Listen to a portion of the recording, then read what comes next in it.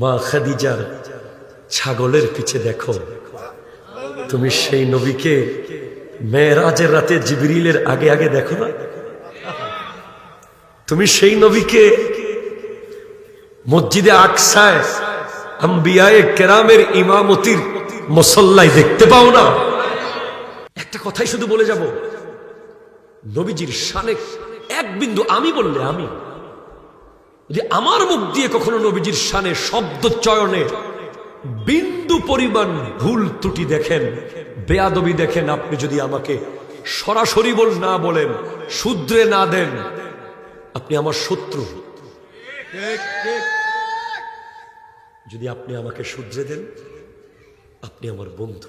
আমার নবী বলছেন, বদরে তাদেরও মরে গেছে, আমাদেরও শহীদ হয়েছে, উহুদে তাদেরও হয়েছে, আমাদেরও ক্ষতি হয়েছে। সাহাবা খন্দকে এমন এক পরামর্শ দাও যেন কারো রক্ত না ঝরে। তখন হযরতে সালমান ফারসি রাদিয়াল্লাহু তাআলা পরামর্শ দিলেন, আমরা মাটি খনন করব। ও সুবহানাল্লাহ, হন্নাবাজ। কি খনন করব? আরবের মাটি তো আপনারা জানেন, এগুলো বোয়ালখালীর মাটি না, এগুলো পাথর, এগুলো মেশিন ভেঙে যাবে অনেক সময়। পাথর কাটার মেশিনও ভেঙে যেতে, বাঁকা হয়ে যেতে পারে, এত শক্ত। তখন সাহাবারা চিন্তা করলেন, এত কঠিন পাথর আমরা কিভাবে ভাঙবো? তখন আল্লাহ আয়াত নাজিল করে দিলেন, লাকাদ কানা লাকুম ফি রাসূলিল্লাহি উসওয়াতুন হাসানাহ। তোমাদের জন্য রাসূল পাকের কাছে আছে উত্তম নমুনা। হ্যাঁ, 4 লক্ষ স্কয়ার ফিট মাটি কাটতে বর্তমান সময়ে কত টাকা খরচ হতে পারে? আমি এক সরকারি আমলার কাছে জিজ্ঞেস করছিলাম, উনি বলছিলেন হিসেব কিতাব করে প্রায় 5 কোটি টাকা যেতে পারে। সিস্টেমে আর কি। আপনি তো এগুলো কামলার কথা বলছেন। হযরত সিদ্দিক আকবরের 1 মিনিটের মাটি কাটার দাম আপনি কয় টাকা দিয়ে দিবেন? হযরত ওমর ফারুক আজমের 2 মিনিটের মাটি কাটার দাম কত টাকা দিয়ে বেতন দিবেন? খুদ আমার নবী এক সাহাবা একটা পাথর কাটতে গিয়ে দেখে পাথর ভাঙতেছে না, বহু চেষ্টা করলেন, পরে আমার নবীর কাছে গেলেন, ইয়া রাসূলুল্লাহ, এই পাথর ভাঙতে পারছি না। আমার নবী নিজে পাথর ভাঙার, কাটার যন্ত্র, কোদাল যা ছিল ওটা নিয়ে আমার নবী নিজে নেমে গেছেন। আপনি সেটার বিনিময়ে কয় টাকা দিয়ে দিবেন? তো প্রশ্ন, 6 দিনে 4 লক্ষ স্কয়ার ফিট পাথর কাটানো হয়েছে যেন 1 ফোঁটা রক্ত না পড়ে। তাদের হোক আর আমাদের হোক, আমার নবী তো শুধু মুসলমানের রহমত না, আমার নবী তো আলামিনের রহমত। আমার নবী চান নাই কারো রক্ত পড়ুক।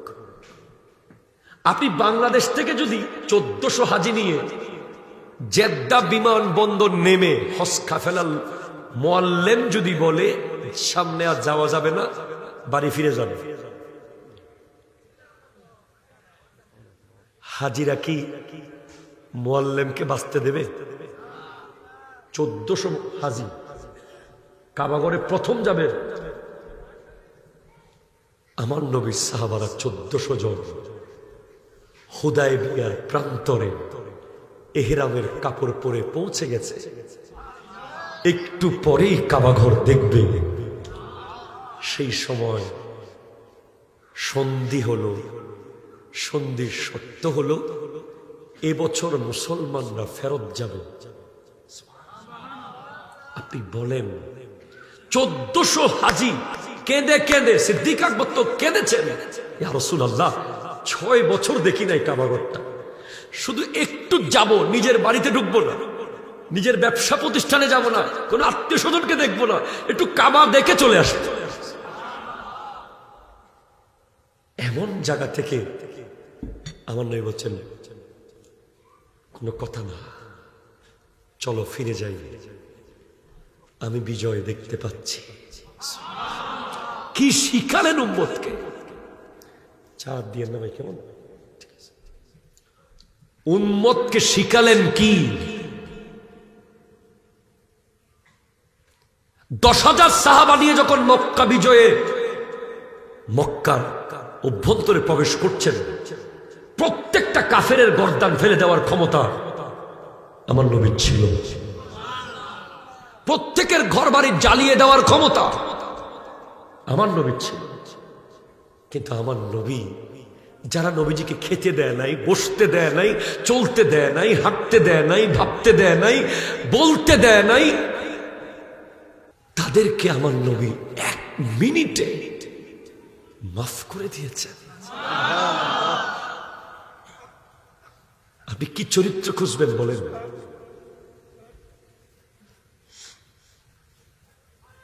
মেরে রক্তাক্ত করে আমার নবীকে তায়েফে মাটিতে লুটিয়ে ফেলা হয়েছে। 21 দিন আমার নবীজি তায়েফের গেটে দাঁড়িয়েছিলেন। 21 দিন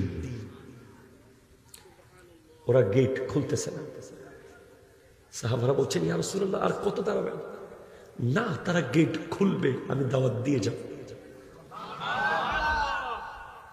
তারা 21 দিন পরে গেট খুলেছে।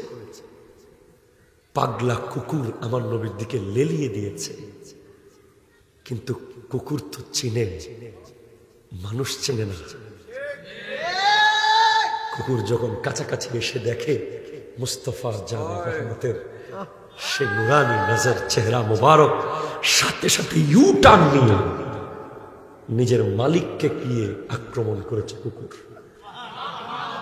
আমার নবী, ইতিহাস আমি পড়েছি, আমি পড়াচ্ছি, রক্ত মুবারক কপাল মুবারক দিয়ে বেয়ে গিয়ে পায়ের তলা মুবারকে গিয়ে নুরানি চপ্পল মুবারকের সাথে লেগে চামড়া মুবারক উঠে গিয়েছে।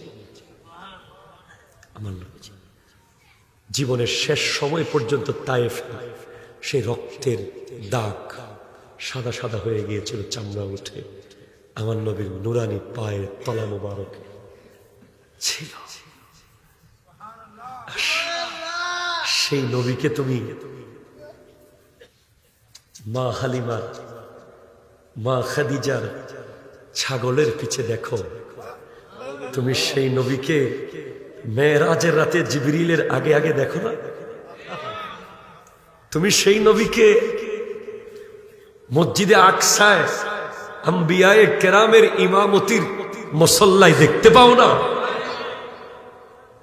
তুমি সেই নবীকে সিদরাতুল মুনতাহা থেকে যখন যাচ্ছে, पहुंच के सिदरा में रूहुल अमी ये कहने लगे, यहां से आगे का रास्ता हुजूर जानते हैं।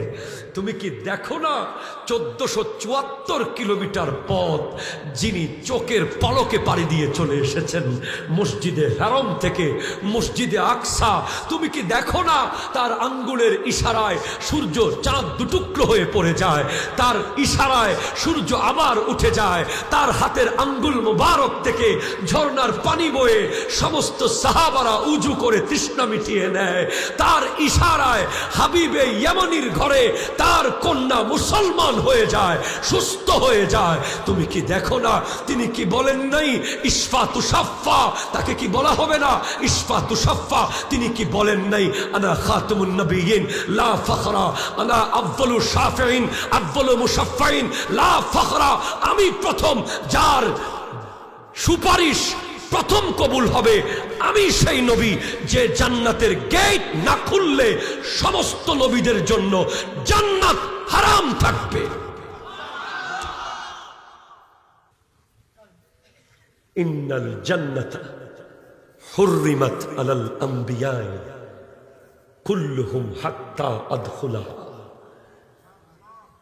জান্নাত সমস্ত নবীদের উপরে হারাম যতক্ষণ আমি মুহাম্মদ জান্নাতের গেট খুলব না। সাল্লাল্লাহু আলাইহি ওয়াসাল্লাম। ওয়া হুররিমাত আলাল উমামে হাত্তা তাদখুলাহা উম্মতি, অন্য সব নবীর উম্মতের উপরেও জান্নাত হারাম যতক্ষণ আমার উম্মত জান্নাতে ঢুকবে না। তুমি কি দেখো না, ইন্না আ'তাইনাকাল কাউসার, তুমি কি দেখো না, লাকাদ মান্নাল্লাহু আলাল মুমিনিনা ইয বা'আসা ফীহিম রাসূলা, তুমি কি দেখো না, ওয়াদ-দুহা ওয়াল-লাইলি ইযা সাজা মা ওয়াদ্দা'আকা রাব্বুকা ওয়া মা ক্বালা, তুমি কি দেখো না, তুমি কি দেখো না, ওয়া মা আরসালনাকা ইল্লা রাহমাতাল লিল আলামিন, তুমি কি দেখো না, কুল বিফদলিল্লাহি ওয়া বিরহমাতিহি ফাবিযালিকা ফালইফরাহু হুয়া খায়রুম মিম্মা ইয়াজমাউন, তুমি কি দেখো না, ইন্না আরসালনাকা শাহিদাও ওয়া মুবাশশিরাও ওয়া নাযীরা ওয়া দাঈয়ান ইলাল্লাহি বিইজনিহি ওয়া সিরাজাম মুনীরা, তুমি কি দেখো না, তুমি কি দেখো না। আল্লামা গাজী শেরে বাংলার কথা বলতেন, হামা কুরআন বতৌসিফে মুহাম্মদ, বরু নাজিল চেগুয়েম ওয়াসফে আহমদ। বাবারা আমার, আমি আপনাদেরকে বোঝাতে পারবো না, একটা কথাই শুধু বলে যাব, নবীজির শানে এক বিন্দু আমি বললে, আমি যদি আমার মুখ দিয়ে কখনো নবীজির শানে শব্দ চয়নে বিন্দু পরিমাণ ভুল ত্রুটি দেখেন, বেয়াদবি দেখেন, আপনি যদি আমাকে সরাসরি না বলেন, শুধরে না দেন, আপনি আমার শত্রু। যদি আপনি আমাকে শুধরে দেন, আপনি আমার বন্ধু, আপনি আমাকে শুধরে দেন।